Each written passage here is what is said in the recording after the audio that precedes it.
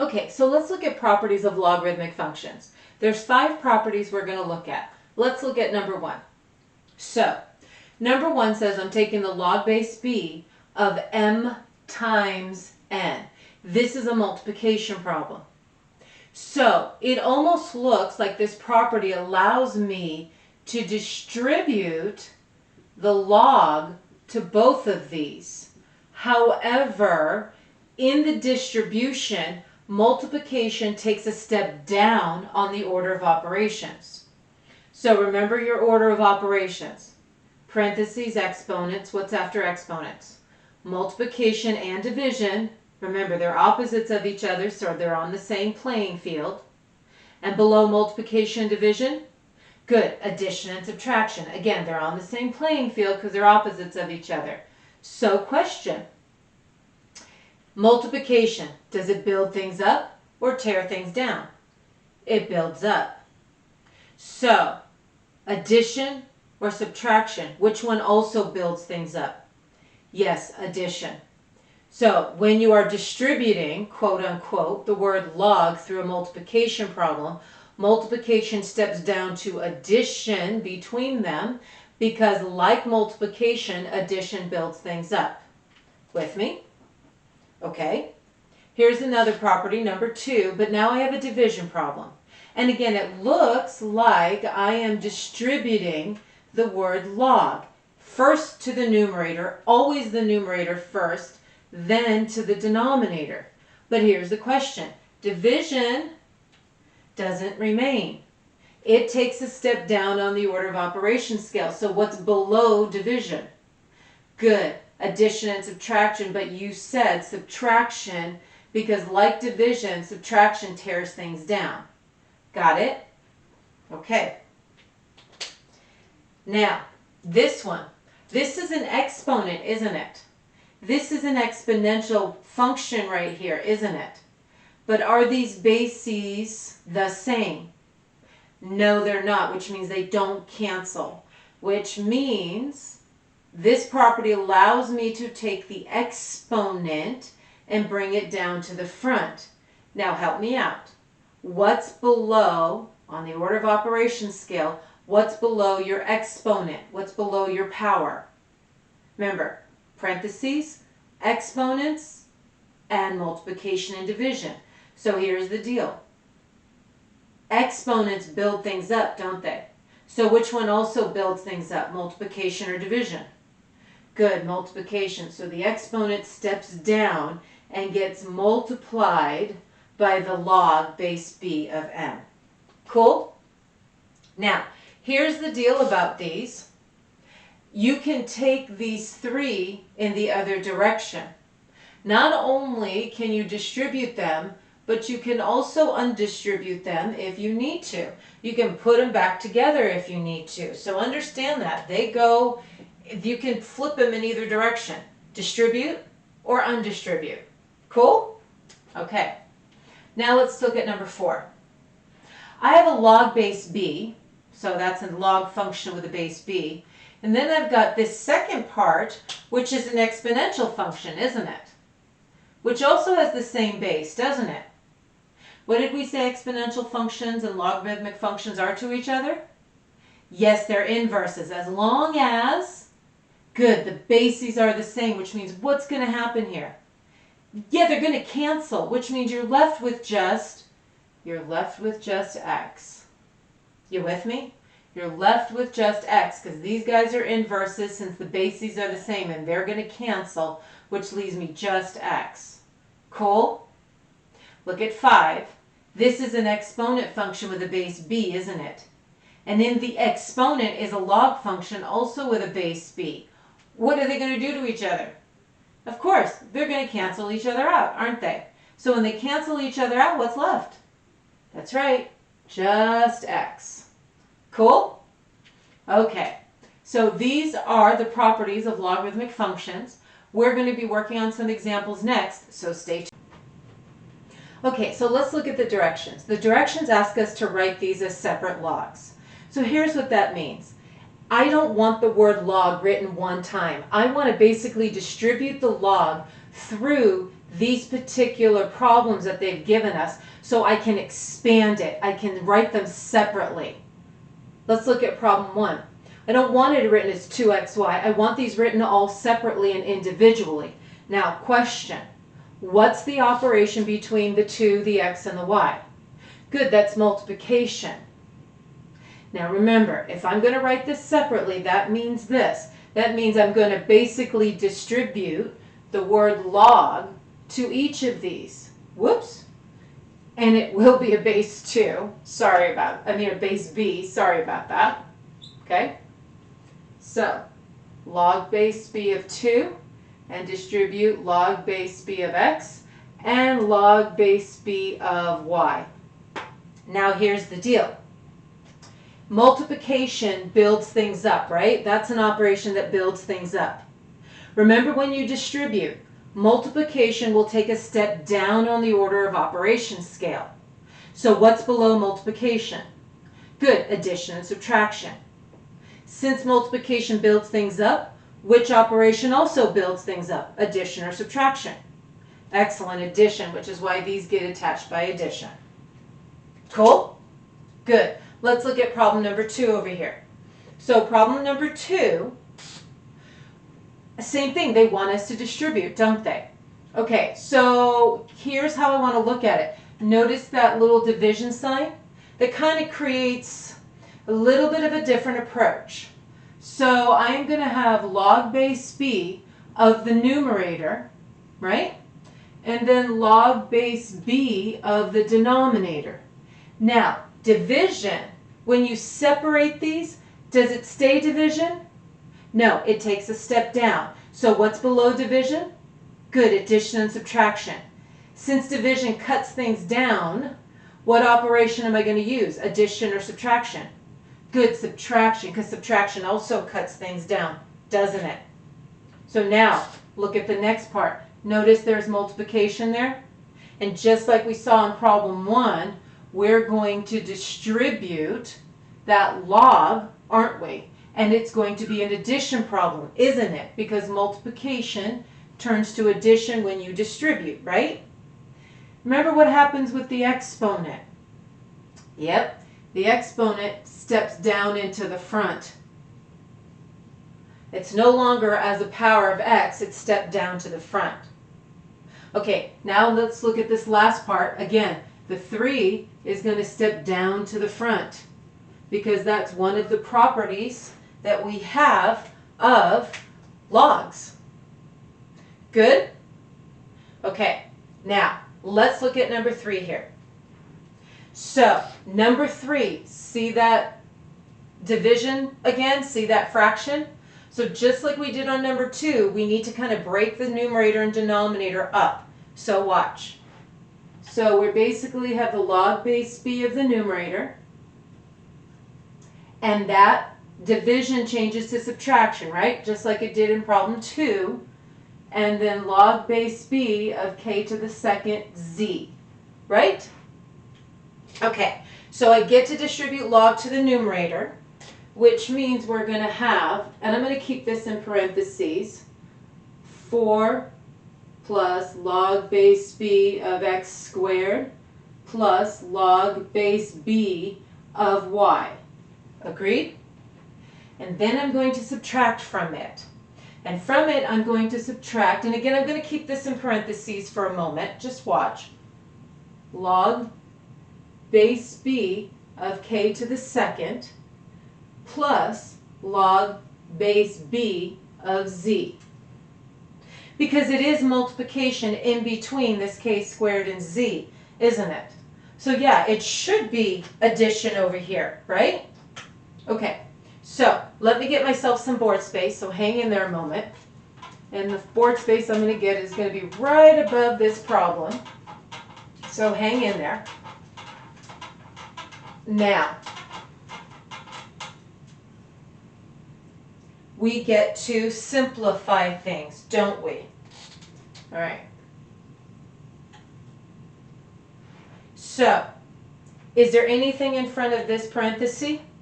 No. So that's going to stay the same. We're going to have log base b of 4 plus log base b. Oh, wait a minute. Wait a minute. There's a 2 there, huh? Yep.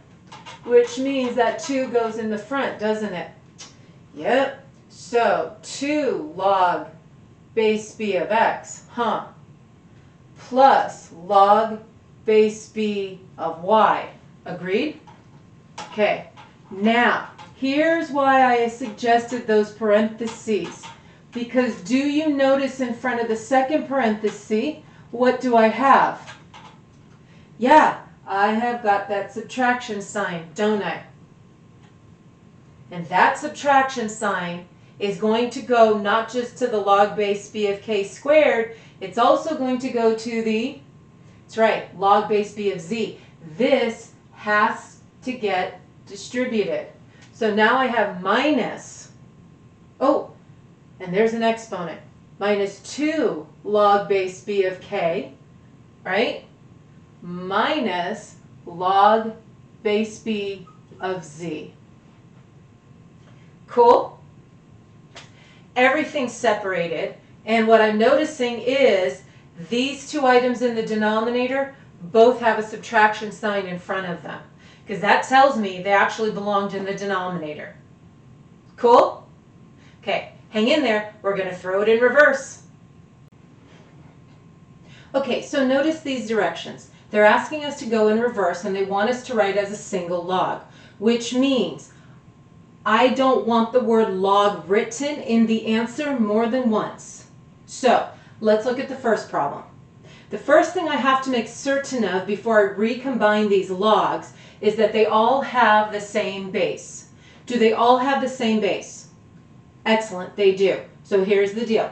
Now, I am noticing that with the first two, there's this addition sign, right? Which means when I recombine them, addition is going to step up to, excellent, multiplication. Question before we do that. What happens with this 4 that's sitting in front of this log base b of x? Good, it's an exponent, isn't it? Which means we're going to have log base b of m times x to the power of 4, aren't we? Minus 7 log base b of x, right? Okay, now I'm seeing the subtraction. What does subtraction do for us? That's right, when I recombine, it steps up to division. Uh-oh, but there's a 7 in front. That's right, it becomes an exponent, doesn't it? Which means my next line looks like log base b of m x to the power of 4 divided by x to the power of 7, right? Okay, so I've recombined them. Now, question. This is a fraction, right? So what do you always try to do with a fraction if you can? That's right, you try to simplify it. Do you notice there's x's on the top and x's on the bottom? Good. Which means I can cancel some x's from the top and some from the bottom, can't I? As a matter of fact, I can cancel all 4 of these from the top and 4 of them from the bottom, which means on the bottom I'm left with x to the power of 3. Cool? Okay, loving it. Good with that one? Okay then, let's look at this bottom one. Now, a couple of things I'm noticing. I'm noticing there's a subtraction, there's an addition, there's a subtraction. So, you know, if I had 2 minus 5 plus 3, yes, I'm sidetracking you. Couldn't I rearrange this and say 2 plus 3 minus 5? Isn't it the same thing? Won't I get the same answer? Good. So on problem number 2 here, I'm going to do a little bit of rearranging. I'm going to put all the additions together and all the subtractions together. And if you allow me, notice these guys in the front. What are they going to be? Yeah, they're going to be powers, aren't they? Okay, so as I'm rearranging, I'm going to put the powers up. So we'll have log base b of a, and I see this plus log base b of a to the power of 3, because this guy went to the top, yes? And now I see this minus sign. So I see minus log base b of c to the power of 3, right? Minus log base b of d. Cool? Okay. So we can see what's going to happen with these two, can't we? These two being separated by addition are going to recombine and become what operation? Good, multiplication. Now these two. If you remember that third problem that we did on the last set of directions, you know, this minus sign kind of got distributed, didn't it? Which means if I really take a better look at this problem, I could almost factor out that minus sign, couldn't I? And if I factor out that minus sign, it might give me a better idea of what's hanging out in the denominator. Is it really just one term in the denominator, or is it going to be multiple terms in the denominator? Are you with me? Okay, so now that I've got some board space to work, let's take a look at this. So I'm going to take this problem and I am going to continue it up here. So I'm going to leave this alone. We have log base b of a plus log base b of a to the power of 3. And now on these minus signs, I am going to factor out the minus sign, which means log base b of c to the third. And when you take this minus sign out, that's right, it becomes addition, log base b of d. Interesting. So this is an addition problem, which means those will get multiplied, right? And technically over here in front of this subtraction is an addition problem, which means those would get multiplied, wouldn't they? Okay, so let's take a better look. That means we'd have log, and gratefully the bases are the same, aren't they? Because if the bases aren't the same, you can't recombine. Huge note to self. If the bases are not the same, you can't recombine. Okay, so log base b of a times a to the power of 3 minus over here, and gratefully these bases are the same, log base b of c to the third times d, right? Okay, you see what's happening? Can you tell? All right, so this looks like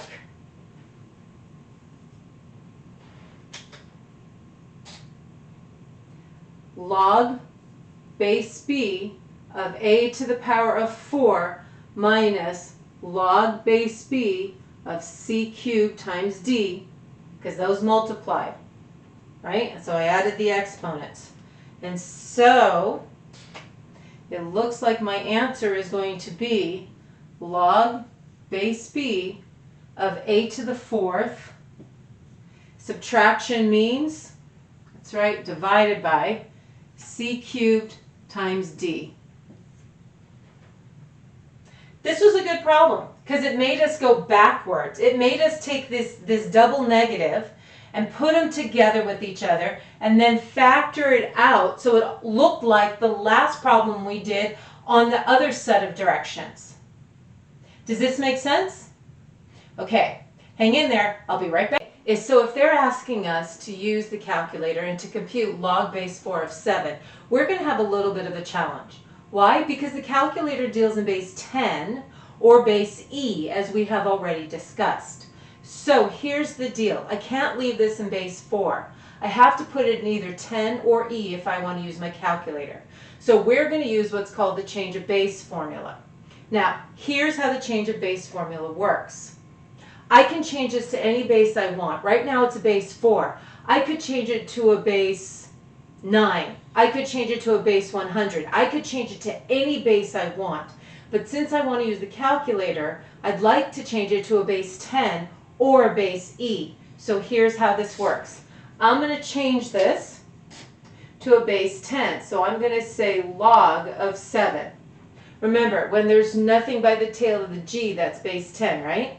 Okay, but you know as well as I do, you can't forget about that 4. So this gets divided by log, same base 10, just like the top, base 10 of 4. So now that 4 actually becomes a number that I'm taking the log of. Now, interestingly enough, some of you are like, well, what if I want to use base e? Be my guest. You can use base e. As a matter of fact, if I say the ln of 7 divided by the ln of 4, both are base e, right? Believe it or not, I'm going to get the exact same answer as if I did log base 10 of 7 divided by log base 10 of 4. So here's the deal. You get your calculator, I'll get my calculator, and let's compute this. Now, here's the deal. When you punch in log of 7, notice it opens a parenthesis. Close that parenthesis. And here's how I handle it. I hit the equal to sign because I like to do things individually on the calculator in steps. If I try to punch this all in one time and if I forget a parenthesis, then it's going to mess it all up. So that's why I'd rather just do it step by step. And then I'm going to hit divided by, and then I'm going to hit log of 4 and close my parenthesis and hit equals.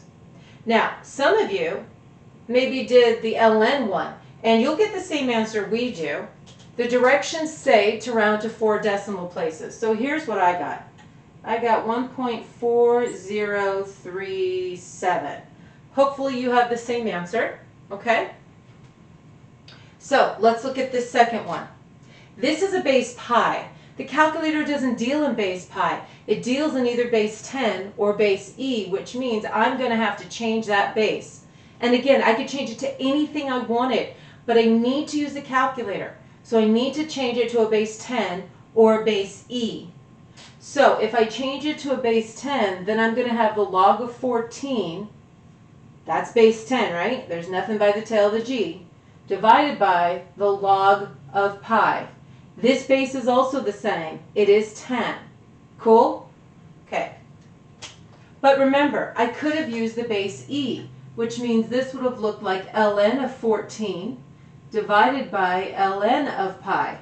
I'm going to get the same answer either way. So here's the deal. Some of you do the log base 10. I'm going to do the ln. I'm going to do the base e, and we'll see what we get. We'll see if we get the same thing. And again, I'm going to do it step by step. So I'm going to hit ln of 14, close my parenthesis and hit equals. Then I'm going to divide by ln. And there's a pi button on these calculators, but you have to hit the second function key to get to it. And then I close the parenthesis and I hit equals. So hopefully your answer agrees with my answer. And again, 4 decimal places. I got 2.3054. Yes? Cool. Okay, so we've talked about properties of logs. We've talked about changing the bases. You have fun with this section, and I'll catch you on the flip.